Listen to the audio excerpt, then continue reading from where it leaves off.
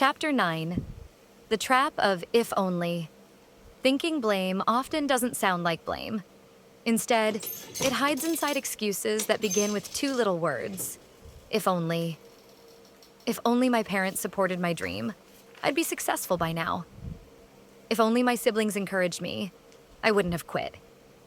If only I had money, opportunities, or connections, I'd already be living my dream.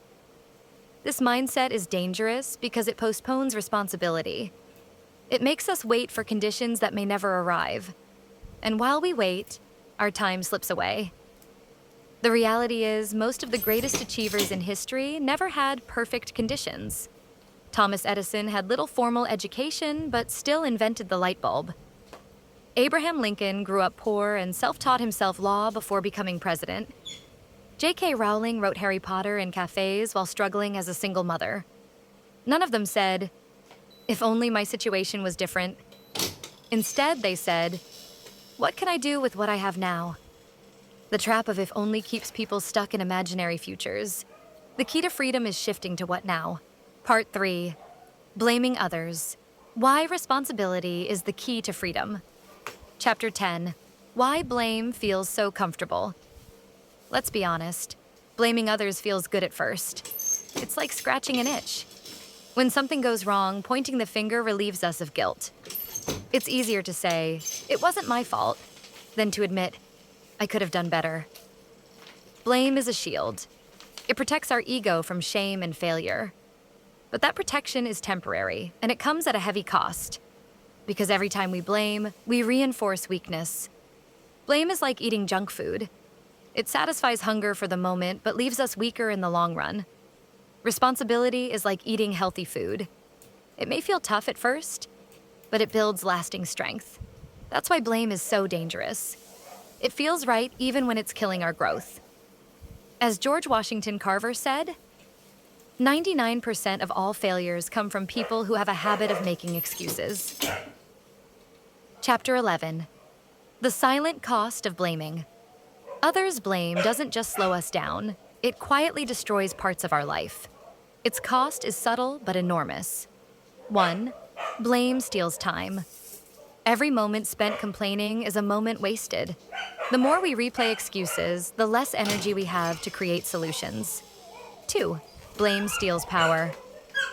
If you keep saying, "I failed because of them," you are also saying, "I can only succeed if they change." You hand over your destiny to someone else's choices. 3. Blame steals peace. Bitterness grows where blame lives. Instead of healing, you replay past wounds over and over again, deepening resentment. 4. Blame steals growth. Failure has lessons, but if you blame others, you miss the lesson. Instead of asking, "What can I learn?" you stay stuck asking, "Why me?" Many people reach the end of their lives filled with regret, not because they lacked opportunities, but because they spent too much time blaming instead of building. Blame doesn't just cost us today, it robs us of tomorrow. Chapter 12. Responsibility as a superpower. At first, responsibility feels like a heavy load. Saying, "I am responsible for my life," can be intimidating. But the truth is, responsibility is not a burden. It's a superpower. Here's why. 1. Responsibility gives clarity. When you stop blaming, your vision sharpens. Instead of asking, "Who's at fault?" you start asking, "What's my next step?" 2. Responsibility builds strength. Every challenge you own makes you stronger. Each time you rise after failure, you gain wisdom and resilience. 3. Responsibility sets you free. Once you stop waiting for others to change, you can move at your own pace. You're no longer tied to their actions or opinions. Responsibility is not about guilt, it's about power. It means realizing you cannot control your past, but you can control your future. You cannot change others, but you can change yourself. You cannot choose every circumstance, but you can always choose your response. As Eleanor Roosevelt said, "In the long run, we shape our lives and we shape ourselves. The process never ends until we die, and the choices we make are ultimately our own responsibility." When you see responsibility not as a punishment but as empowerment, you'll realize it is the very thing that makes you unstoppable. Chapter 13. Turning pain into fuel. Life will hurt us all in different ways. Some will face poverty, others betrayal, others rejection. Pain is unavoidable, but what we do with pain is our choice. Blame uses pain as a cage. Responsibility uses pain as fuel. A failed business can either be a reason to quit or the foundation of the next wiser venture. A broken relationship can either be a lifelong wound or the lesson that prepares you for a healthier love. A childhood without support can either be your excuse or your fire to create the life you once lacked. History is filled with people who turned pain into power. Nelson Mandela spent 27 years in prison but chose forgiveness and built a nation. Oprah Winfrey endured abuse and poverty but transformed her suffering into empathy and global influence. They had every reason to blame others. Instead, they turned wounds into wisdom. Pain does not have to break you. If you take responsibility, pain can build you. Chapter 14. Stories that break the cycle of blame. Sometimes the best way to learn is through the lives of others. Story 1. The athlete. A young runner lost his chance at a medal because of an injury. He could have blamed his coach, his genetics, or bad luck. Instead, he worked on strengthening his body, studied recovery science, and became a trainer who now helps other athletes avoid the same injury. His setback became his career. Story 2. The entrepreneur. A small business owner lost everything when her first cafe closed. She could have blamed her family for not supporting her or the economy for being unfair. Instead, she studied what went wrong, adjusted her strategy, and launched a food truck. Years later, she owns 3 restaurants. Failure became her teacher. Story 3.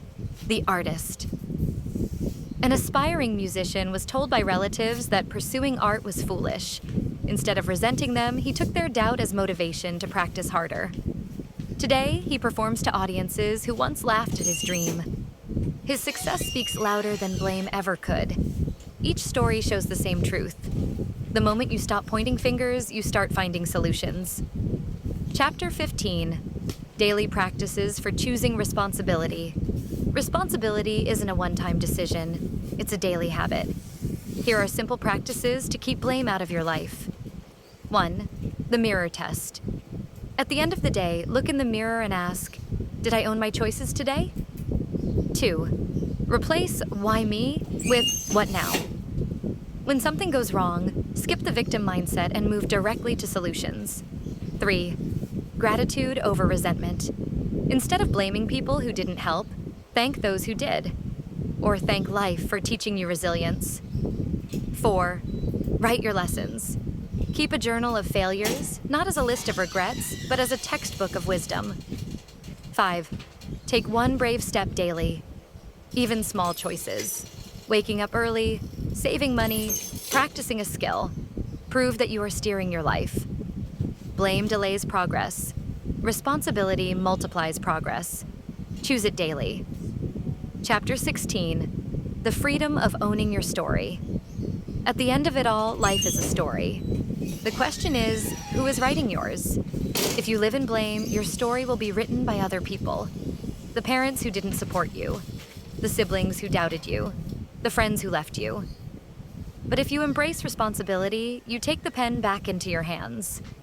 Owning your story does not mean your past was easy. It means your future is yours. It means no matter how many times you fell, you stand up and say, I choose to move forward. This is true freedom, not the absence of hardship, but the presence of ownership.